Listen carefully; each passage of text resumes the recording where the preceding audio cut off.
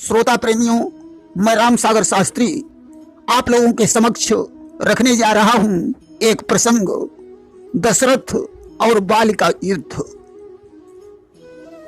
देखिए, एक बार की बात है, महाराज दशरथ कैकेयी के सहित रथ पर सवार होकर वन विहार करने के लिए चले कि एक दिवस दशरथ नृपति रथ पर हुए सवार, कैकेयी को साथ ले करने चले बिहार। रथ से भ्रमण करते करते राजा दशरथ पंपापुर में पहुंच गए कि होनहार होकर रहे इसे सके को मेट, पंपापुर में हो गई बालिराज से भेंट।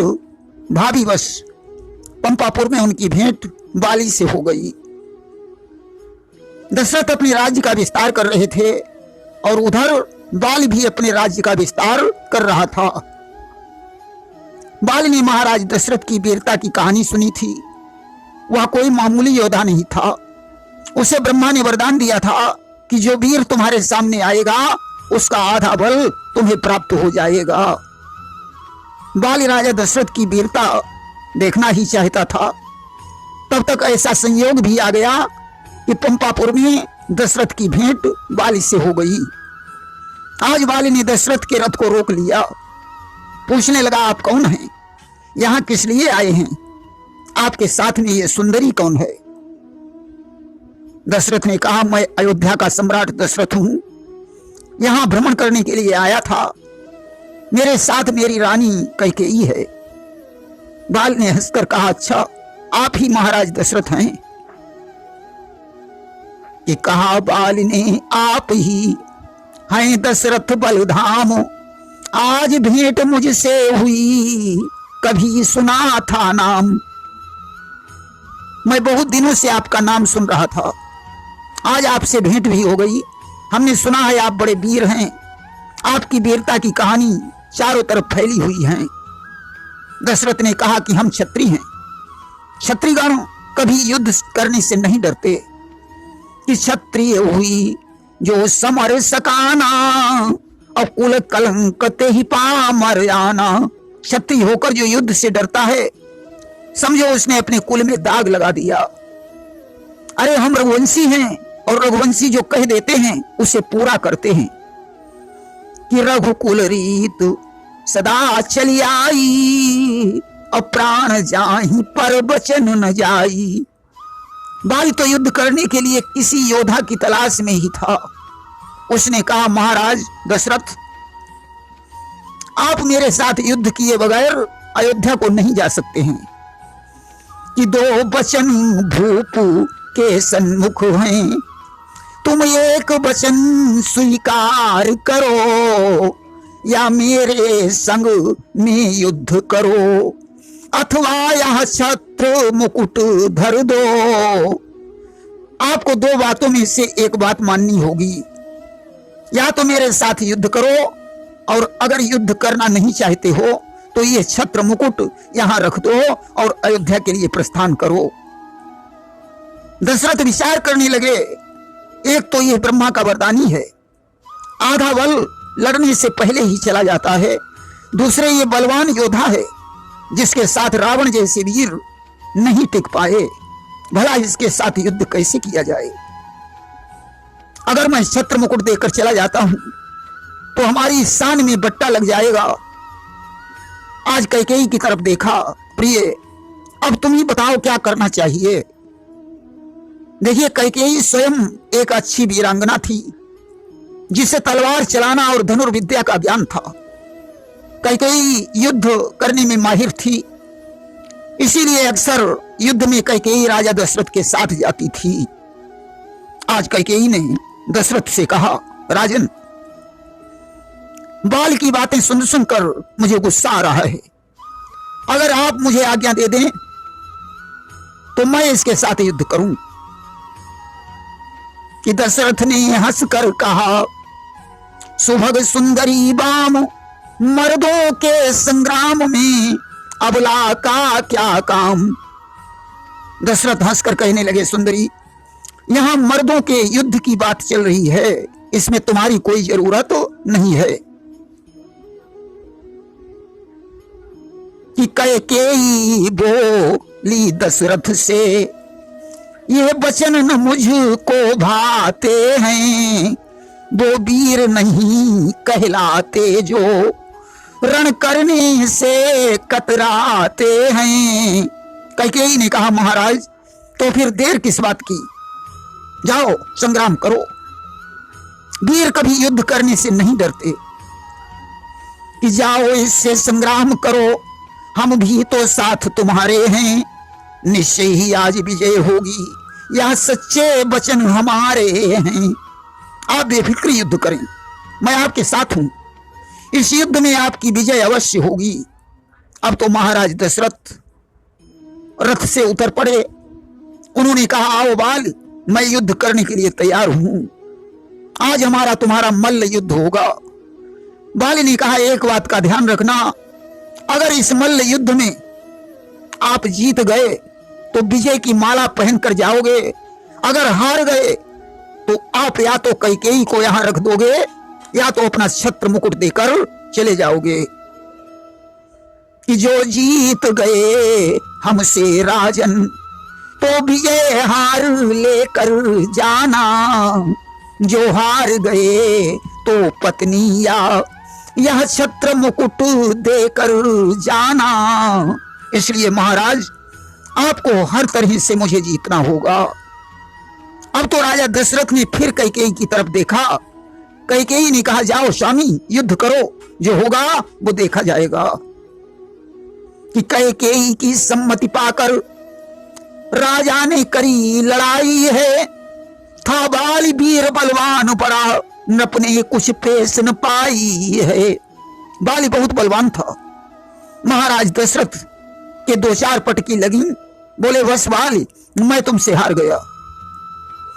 कि आखिर लड़कर युद्ध में गए भूप जब हार, बालीराज कहने लगा शर्त करो स्वीकार। आखिर में दशरथ जब हार गए तो बाली ने कहा राजन अब हमारी शर्त को स्वीकार करो। कि मैं जीत गया तुम हार गए, अब एक वचन पूरा कर दो, या तो अपनी रानी दे दो अथवा यह छत्र मुकुट धर दो। अब आपको एक शर्त पर चलना पड़ेगा, या तो अपनी रानी कैकेयी को यहां छोड़ दो, अगर ऐसा नहीं करना चाहते हो तो अपना छत्र मुकुट मुझे दे दो और अयोध्या को चले जाओ। बोलो कौन सी शर्त मंजूर है। अब महाराज दशरथ विचार करने लगे, अगर कैकेयी को रख देता हूं तो मेरी बड़ी बदनामी होगी, छत्र मुकुट यदि रखता हूं तो भी हमारी शान शौकत में बट्टा लगेगा। मुकुट तो इसी प्रकार का दूसरा बनवा लेंगे, परंतु रानी दूसरी कहां से लाएंगे।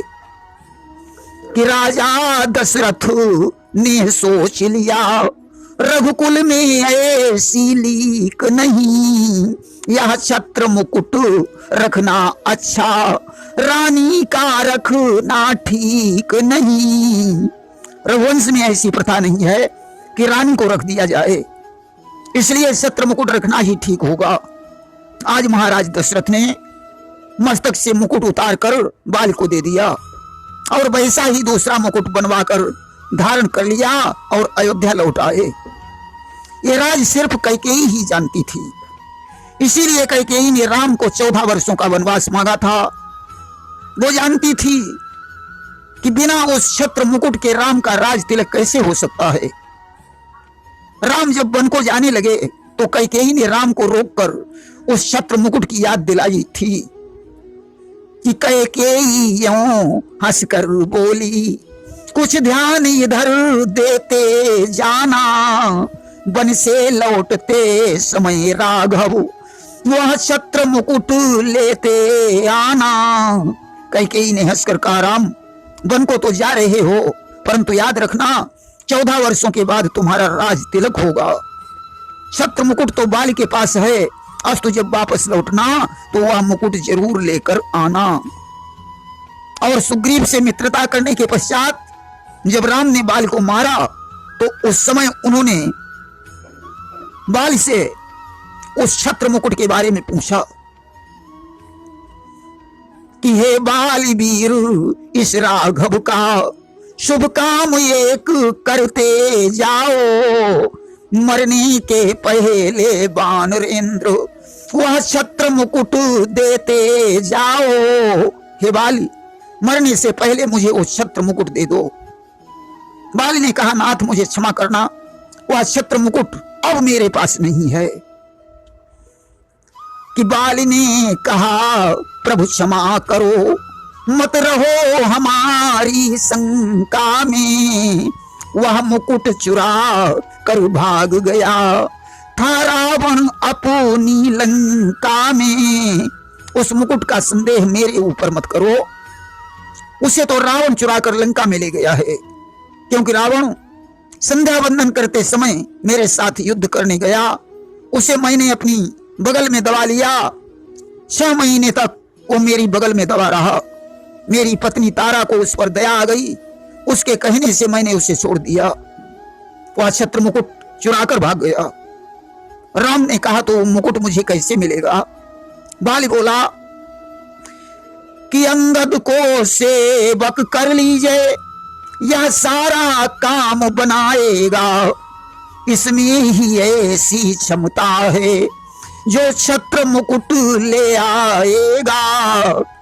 आप अंगद को अपना सेवक बना लीजिए, अंगद बुद्धिमान है, वही लंका से छत्र मुकुट ला सकता है। इतना कहकर बाली स्वर्ग धाम को चला गया। इधर जब राम ने रावण के पास अंगद को भेजा तो अंगद और रावण का संवाद हुआ।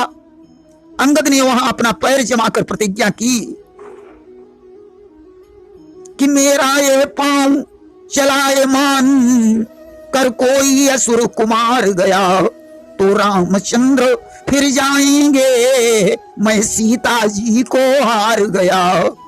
लंका का कोई असुर यदि मेरे पैर को हटा देगा तो रामचंद्र जी सीता को हार कर अयोध्या लौट जाएंगे।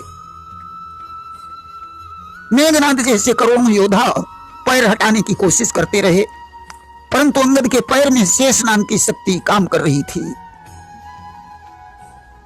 कि जब कोई पैर उठा न सका तो लंकापति खिसियाया है।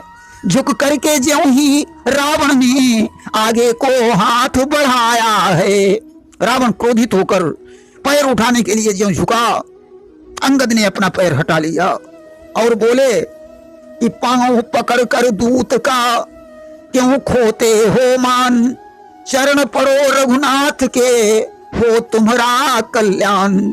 मेरे पैर पड़ने से क्या होगा, भगवान रामचंद्र के पैर पकड़ लो तो तुम्हारा कल्याण हो जाए।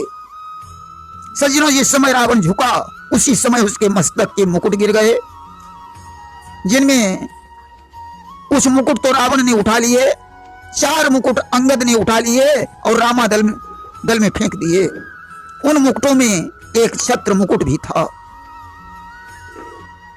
कि जब मुकुट गिर गए पृथ्वी पर, अंगद ने 4 उठाए हैं, फिर रामादल में फेंक दिए, सारे कपिगण हर्षाए हैं।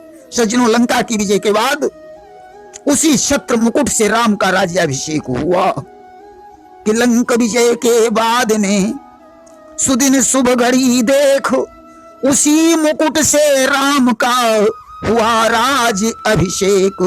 प्रेम से बोलिए सियावर रामचंद्र की जय।